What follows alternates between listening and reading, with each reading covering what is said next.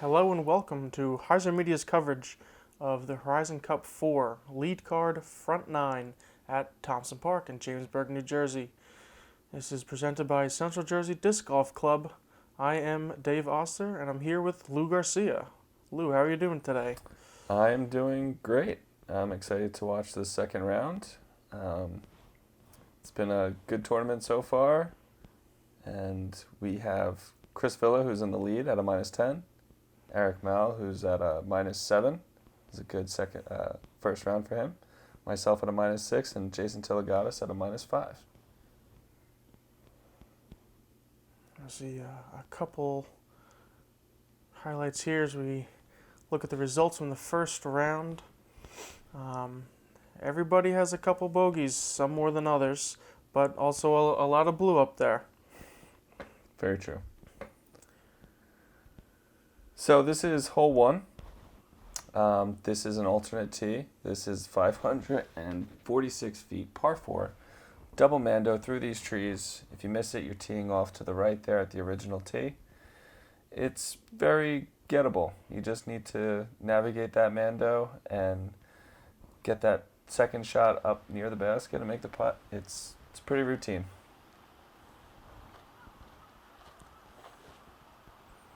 I see Chris starting us off with that same disc he had on the first round, throwing almost the same exact shot, landing in almost the same exact place. Yep. Eric Mel on the tee.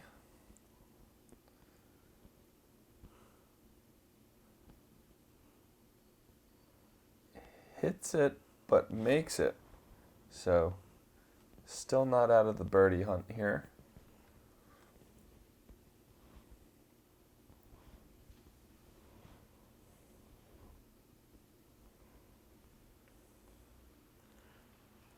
I see you throwing a very similar shot to the first round as well. This seems to be pretty much a stock shot for you and a lot of the guys playing at this level. You can overthink this.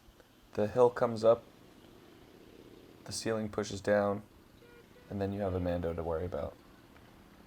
So, if you tune it all out, it is a stock shot. And it is ice cream time. Woo! Let's see if Eric can get this in, run and catch the truck before he has to throw on hole 2. Looks like a little bit of an awkward footing, falling off the base of that tree, but throwing a pretty good upshot. So Circle 1. Eric throws righty backhand and lefty forehand. That is very interesting.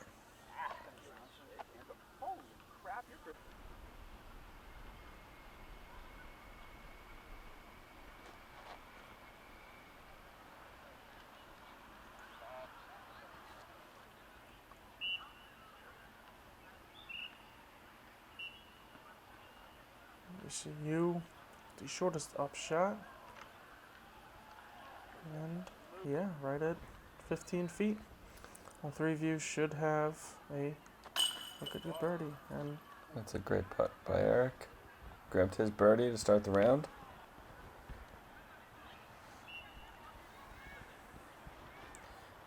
Jason from a solid 25, just right.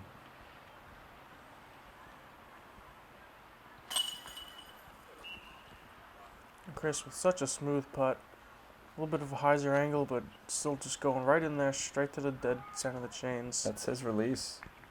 Very consistent with it. It works. You have a very consistent run through for your putt, and it's working so far. Yeah, I have a routine. Oh. Almost spilling out there, but staying in. That was a good grab by the basket.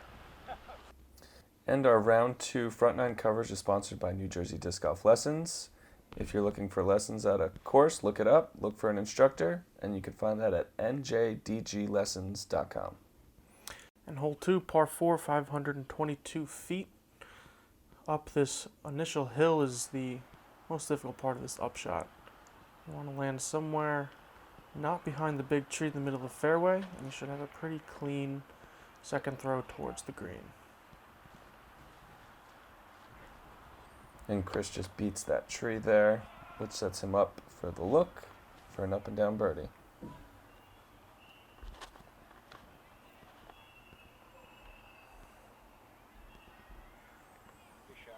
Good send by Eric.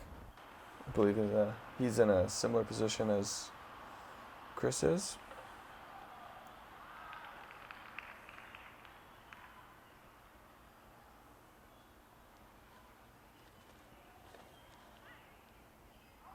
And you're getting just a bit more air under it, but still. Right where Chris is. That's right, getting it out there.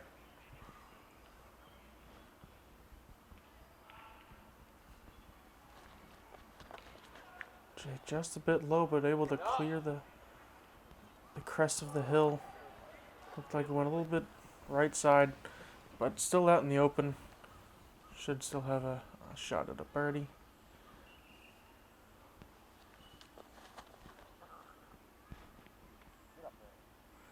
And taking it a bit wide, but it is coming back. That's just about circle's edge there.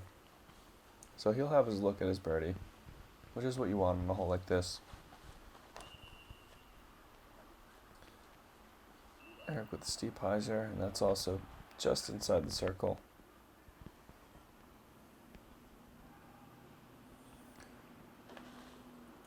Just misses that little annoying tree. It may have got to him a little bit. I mean, he definitely threw the shot confidently, but he put it not inside the circle, which is not good. Yes, that shot might be pushing edge of circle too. So you're out in the open on a shot like this, just right around 300 feet. You should be able to get it with inside the circle. Leaving it long, gotta come in, focus, gather your thoughts.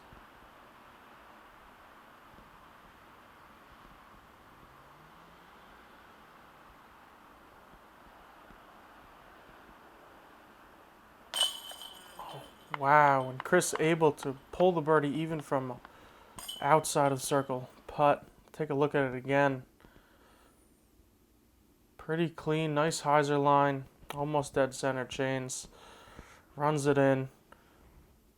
Gives the crowd a peace sign. I know myself, and plenty of people would have had a hard time dealing with that type of length of a putt. Oh, and stopping on top of the basket.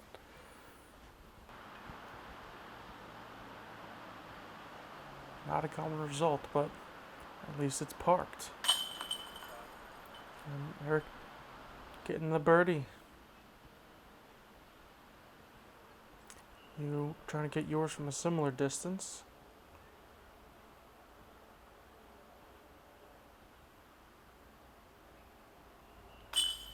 And there you go.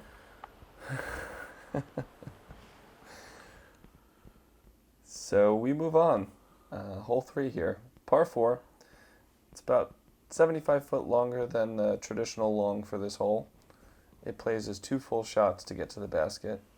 And at that point, you're hoping to leave yourself pretty close for the putt. You got options here. Players could go backhand or forehand. I know some of the players out in the field today attempted some rollers to get some extra distance. Chris opting with the Opto Ballista Pro, and very similar shot to his first round.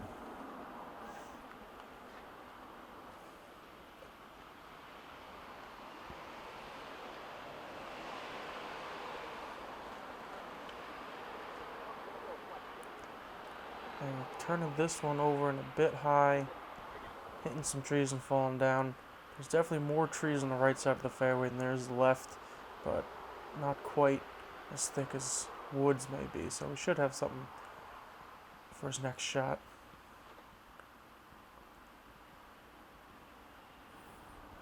You hitting the gap just like you could draw it up right out in the middle. I like the backhand play here because it sets you up for another backhand. I think if you are skilled forehand, it sets you up for another forehand on your second shot.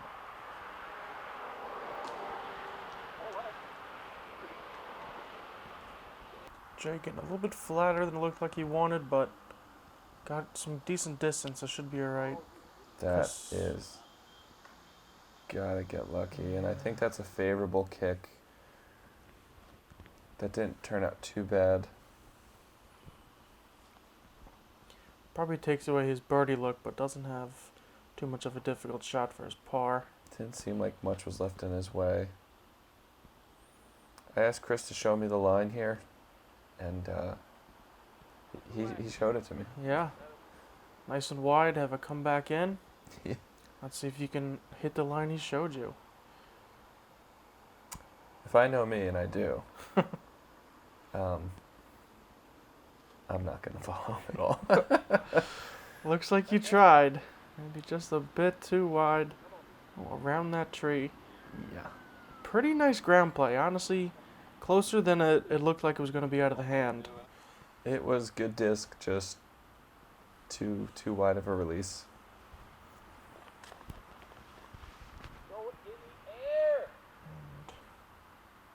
A lot of low on this hole for Jason.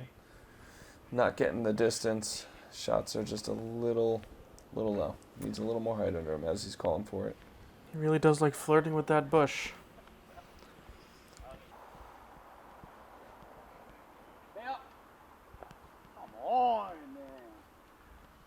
So you hear him calling for it to stay up over and over again. Do you think that might be something, a mental thing, a commitment issue?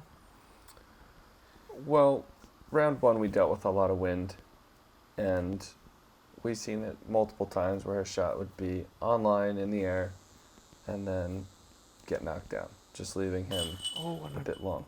Great outside the circle shot for you. Maybe just circle's edge. Getting the birdie. That's like bonus footage. Yeah. I don't know. Okay. There you go. You called for it. You got it.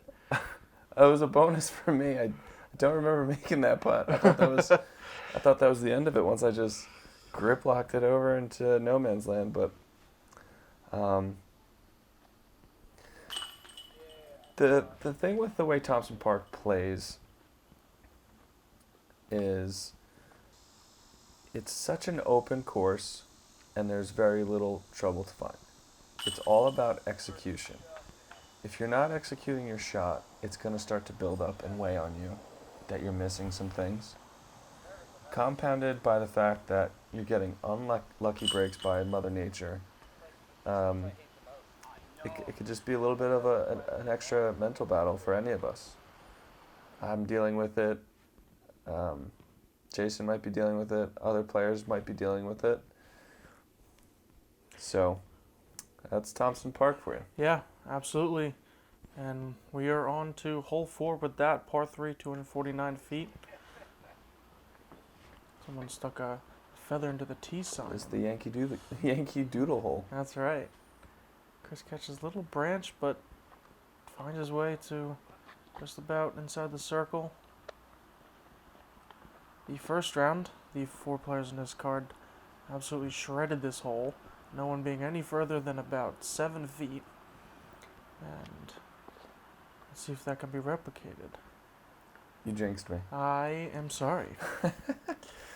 So it doesn't look like maybe the rest of these players... I need to stop asking for it, because apparently every time I do, someone hits a tree. We're just going to hit the mute button on Dave for a little bit. Dave will be back in a couple holes.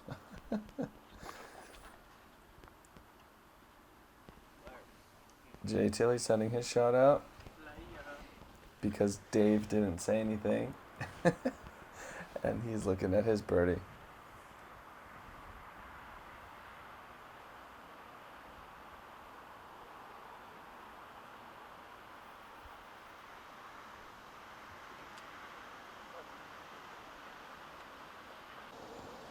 Well, it was a stretch.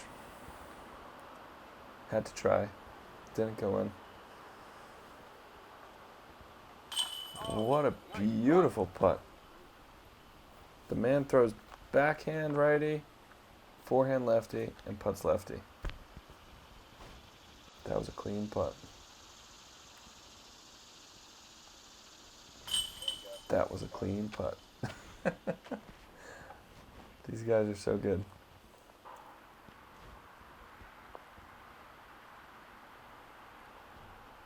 Tiligadas for his birdie.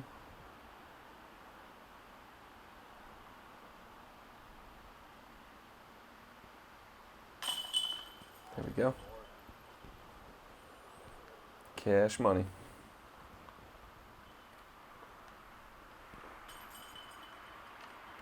I ruined that star frame yet again. I got a couple of those under my belt during this tournament. But I'll take that. Okay. Everybody else benefited, not me, but that's all right. And I am back after clearing the bad juju from my calling people's throws for hole 5, par 3, 348 feet. There's a left to right turnover or a bit of a flex for most of these players. We saw a forehand or two in the first round as well. See how these players are able to do it. Looks like Chris gets just a bit turned over. Winds up right side of the fairway.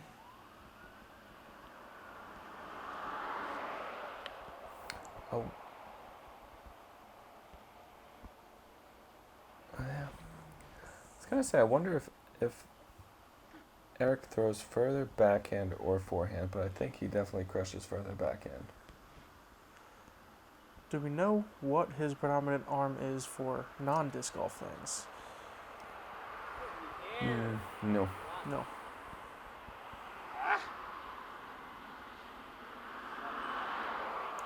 Just thinking that may have given us a clue of what his stronger arm is in regular life. In real life. In real life. It is interesting with that combination of throws because they both shape the same way. Right. So it's a question to be asked is how he developed that style of play and where the advantages that he sees are to doing it. I would think the first thing could be like comfort in the style of shot. You know, maybe the distance or the exact shape. It's easier to be accurate with the forehand. And then the backhand might just come into play for more of a tee shot and distance play or turnover play. Because he definitely didn't go forehand turnover there.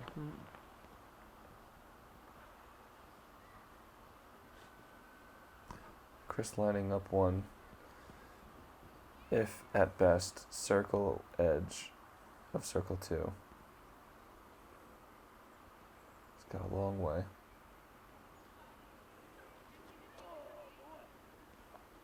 Looked like it just came out of his hand a little bit low.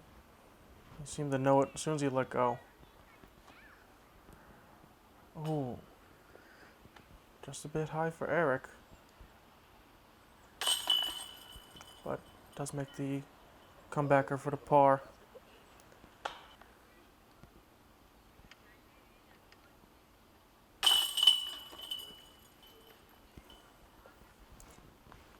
Jay also tapping his for his par. And you and Chris as well. So 4 pars in this hole. This one seems to be giving the lead and feature card a little bit of trouble in the 2 rounds that we've seen, although it isn't that far of a hole. Once again, it's the psychological of feeling like you could get it and then not. Every time that happens out on this property, it just compounds. So leaving you with like this little bit of, I left some on the table out there.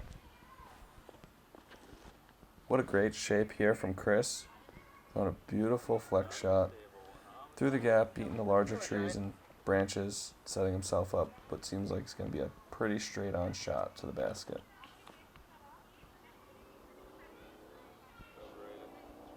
Eric just missing the edges of those branches, getting across the gravel path there.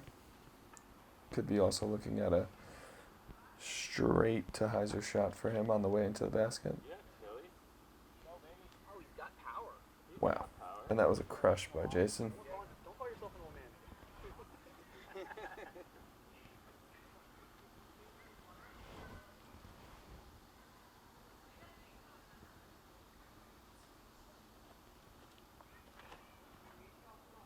You throwing a roller here. I got 5 strokes to make up between first place. It's time to do something. Gotta do something. This looks like it's curling just a bit to the right side of the fairway. Definitely plenty of distance. Didn't quite see where that finished, but it was slow enough. It looked like probably settled in right on the right side of the fairway, maybe edge of the woods. As you see Chris throw a very nice upshot to the left gap of this fairway. And Jay going to the right side. It's got to get down. Oh. Like it was flashing the chains a little bit. Skipped, but still inside the circle. I thought that was fading so much more. It definitely got down. Catches the branch. Unlucky. He threw it low enough to get under the main branches. That was just like a rogue dangler, Yeah. if we were to call it such a thing. This is your look for eagle. Get quite a ways down the fairway. Not the greatest stance, had to lean out of the bushes. But you are inside the circle for your birdie look. As Eric just misses it and goes down the hill. Luckily it did sit. He's got to focus in for this par. Doesn't think twice about it. Just sneaks it over the rim.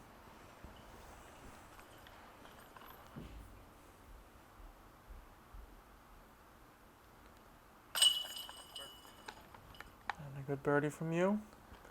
After That's a great it. drive and a decent upshot.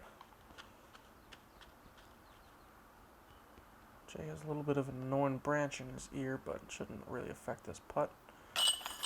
And it doesn't. He's in for his birdie.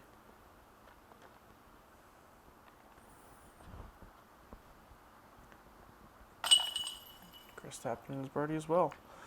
So 3 birdies and a par from Eric on this hole.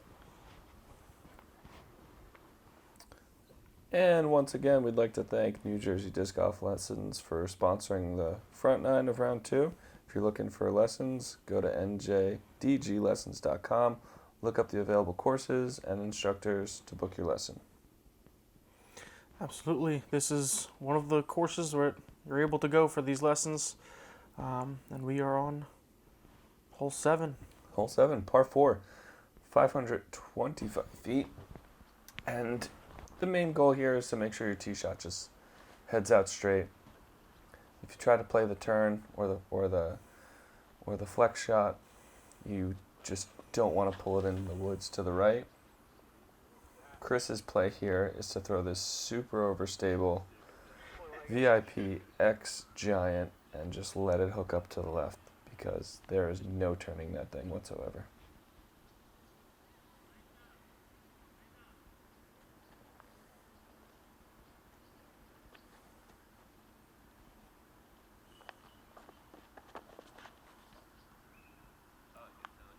That is a great correction to his tee shot from round 1. Got some air under it. Give it a better send. And you absolutely bombed this hole in a good way the first round. Let's see if you can replicate that throw.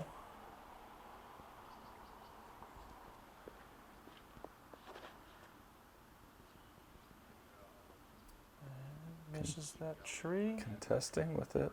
And yeah, Okay. same spot, if not a little bit farther down the hill from last round. Hopefully same result.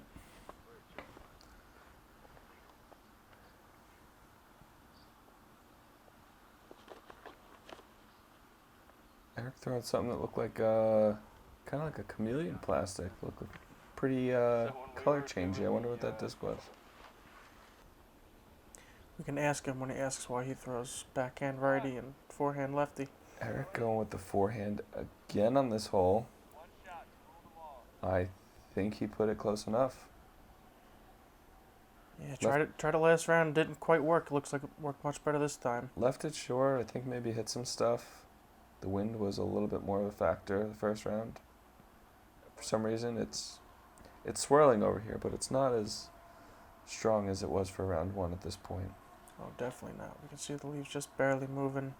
Much better conditions, although the heat definitely kicked in more for the second round. Way hotter. And that brings up a question of 2 rounds in one day as opposed to some tournaments are one round a day. How does that play differently in the physical and the mental aspect of it? Yeah, I think tee times or even not. If it's just a shotgun start, look at this putt from Eric. Good putt. The crowd goes Unfazed. wild. Playing one round a day, for me, depending on the course, could be a good thing. If you have a good round, especially having a bad round, it can be tough to bounce back from. It leaves you with a lot of time to think about it before you play again, versus just like a quick lunch, regroup, hit some putts, throw some shots, and then go back into your round and make some quick adjustments. So I'm gonna go with I'm the multiple day guy, one round. I don't really get too hung up on things anymore.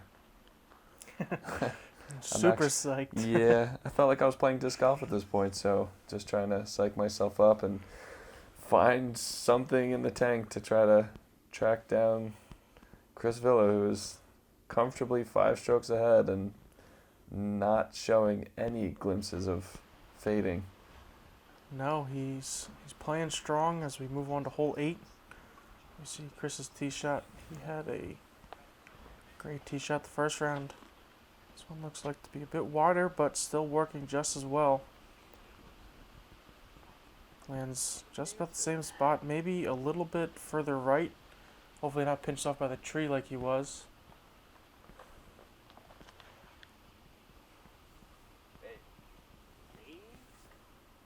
That's a good shot. And look at the scores. Chris is at minus 16. Eric and myself are at a minus 11.